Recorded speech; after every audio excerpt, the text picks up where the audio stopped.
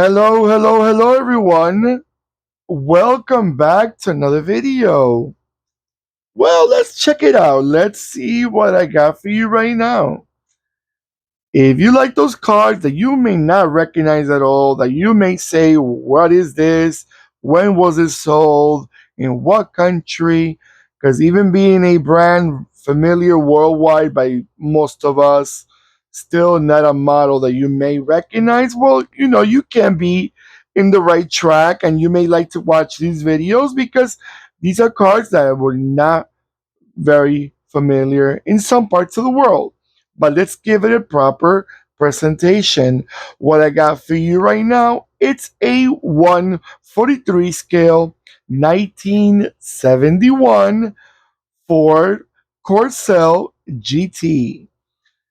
Now, if you're familiar with the Ford Corcel, it was a vehicle built by Ford of Brazil for the Brazilian market. And this is basically, from what I read, it has some type of connection, or they trying to copy a lot on the Renault 12.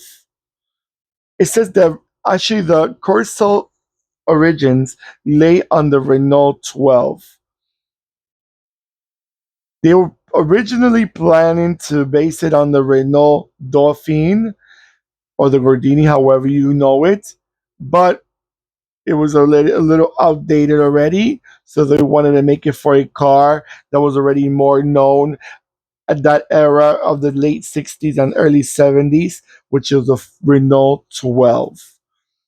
Okay, now this vehicle was built between 1968 until 1977. As you may see, being the GT model, it did have a little bit differences from the regular Ford Corcels. The tail lights were different. These were two solid each side horizontal tail lights. The regular Ford Corcels had quad two in each side tail lights. The front end was a little different also. So, being my GT did have a little bit of the coupe look, more radical than the regular Ford Corcel. Now, this model, the engines, but before I go to the engines, body styles, it made it as a two-door coupe, a four-door sedan, or a three-door wagon. So they had the three styles. I noticed that back in, especially in Brazil, I noticed there was a lot of the wagons were three-door wagons, which I never found the sense of having a wagon with three doors. One of the main reasons of owning a wagon is taking families around, and you want to make sure you have a second row of doors to fit your kids, whoever you want to fit in. And plus, you have the fifth door in the back for luggage and the doggy and whoever you want to put in the back, or someone you don't like and you put in the back seat in the back cargo area. Hey, your choice, your vehicle.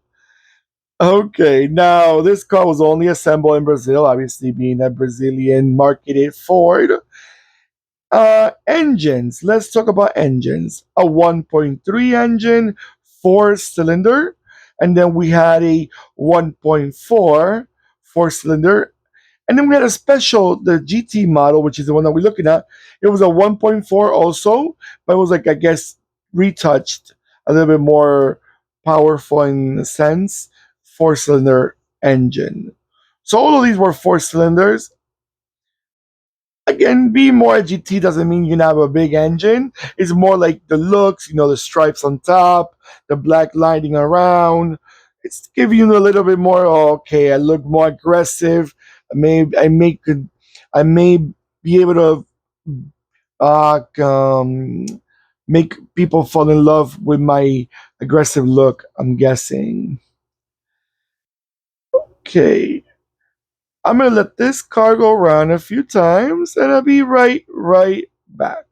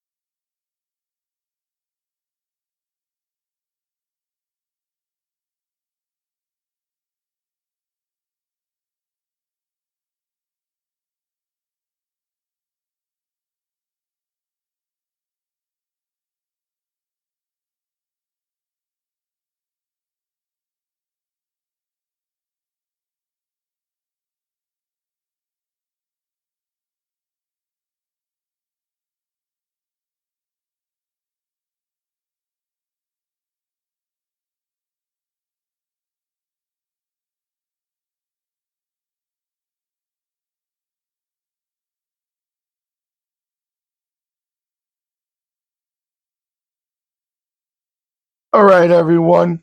I was looking at this car, and I gotta tell you the truth.